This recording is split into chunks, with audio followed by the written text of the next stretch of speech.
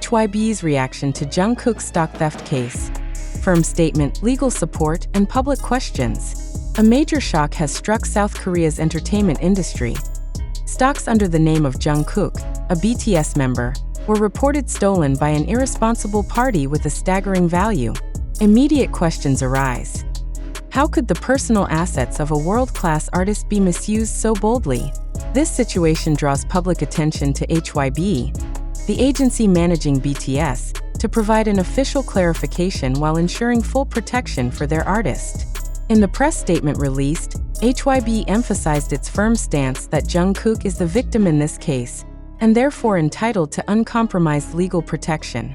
The company expressed full support for the ongoing legal process, while affirming its confidence that authorities would follow up on the case fairly.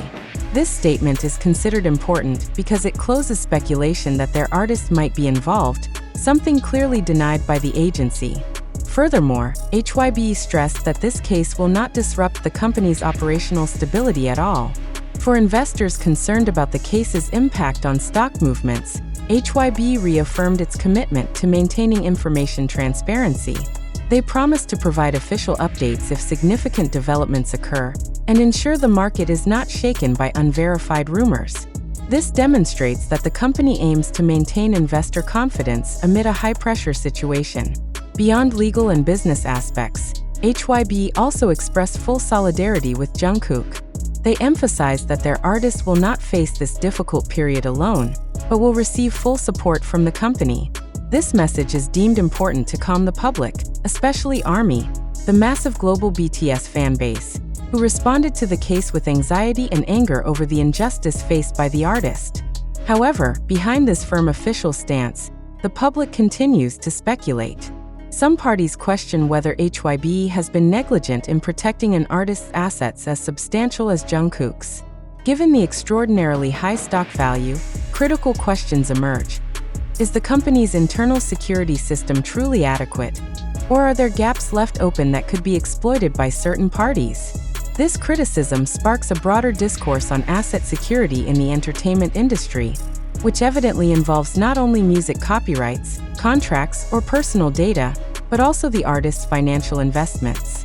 HYBE responded to these doubts by stating plans to strengthen its internal security system. The company is committed to conducting a thorough evaluation, so similar incidents do not recur in the future. They also emphasize the need for dual protection procedures to prevent potential data leaks or administrative manipulations that could harm artists and investors. With these steps, HYBE seeks to affirm that the stock theft incident is not merely an ordinary criminal case, but also a stern warning for all entertainment industry players to reinforce asset protection. Even so, it is hard to ignore that this case has opened an important space for reflection. Is the asset protection system in the entertainment world, especially for globally influential artists like Jungkook, truly solid?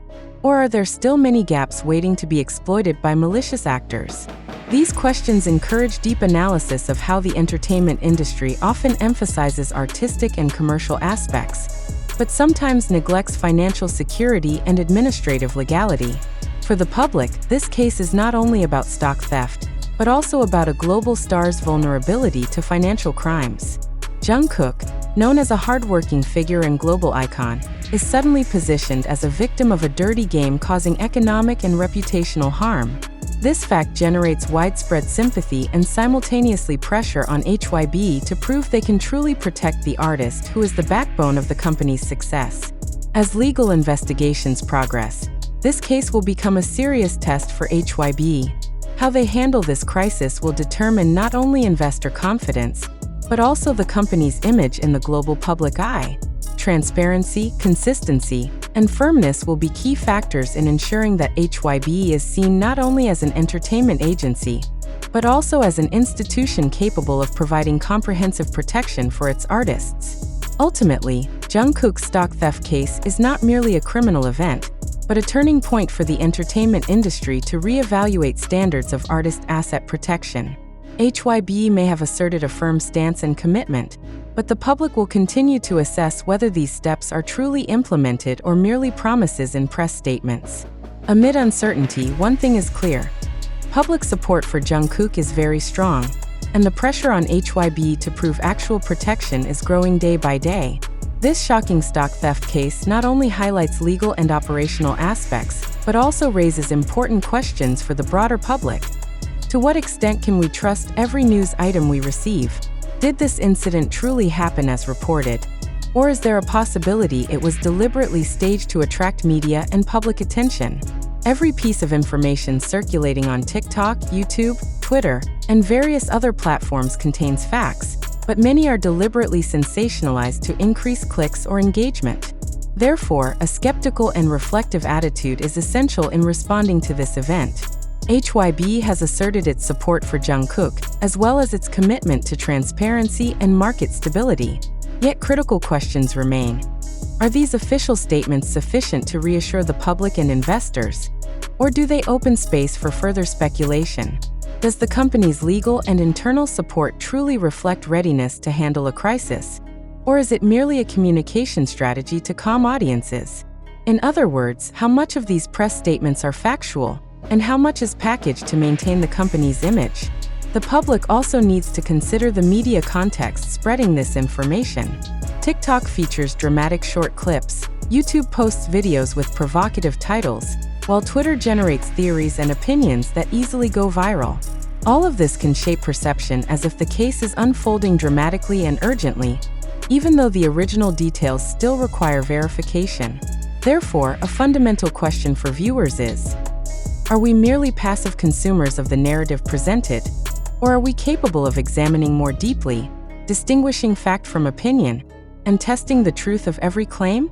Moreover, this case raises critical reflection regarding asset protection in the entertainment industry. HYBE emphasizes strengthening internal security systems, but the public has the right to ask: are these actions genuine preventive measures or merely cosmetic crisis responses? Is there concrete evidence that global artist asset protection procedures are strong enough? Or are there still gaps that can be exploited? These questions are important so that society does not focus solely on sensationalism, but also assesses institutional readiness to handle serious risks. Furthermore, this case can serve as a mirror for all of us regarding our attitude toward public information. When news spreads quickly and dramatically, the temptation arises to immediately believe the narrative without considering sources or context. This creates the risk of absorbing hoaxes or exaggerated narratives.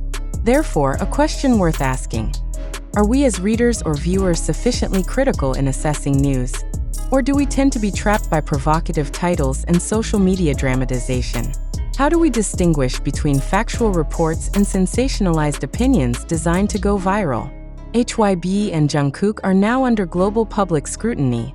However, this spotlight is not only about stock theft itself, but also about the perception and narrative built in the media. Viewers are invited not just to consume news passively but to actively question, analyze, and assess information credibility. Is this event truly real? Or is it a tool for certain parties to create controversy for media profit? These questions demand reflective attitude and critical thinking skills, because without them, society risks becoming victims of clever and systematic information manipulation. In this context, it is important to emphasize: all information we present comes from various media sources, including TikTok, YouTube, Twitter, and several other news platforms. However, the accuracy of this information still needs further verification through official channels and objective investigation. Viewers are invited to always ask: do the articles, videos, or scripts we read truly reflect facts? Or are they just created for sensationalism? How can we ensure that emerging public opinions are not manipulated by certain communication strategies, focusing on drama rather than facts? Thus, Jungkook's stock theft case is not merely a legal or corporate crisis event, but also a critical exercise for the public in filtering information. Every reader or viewer is invited to reflect: are we sufficiently skeptical of the narratives being built? Or do we quickly believe stories that trigger emotion and sensation? To what extent do we assess source credibility, fact-check, and compare various versions of reports before reaching conclusions? Ultimately, this case teaches that in the fast and massive digital information era, a critical and reflective attitude is no longer optional but mandatory. Viewers are encouraged to think deeply, question every news item received, and always maintain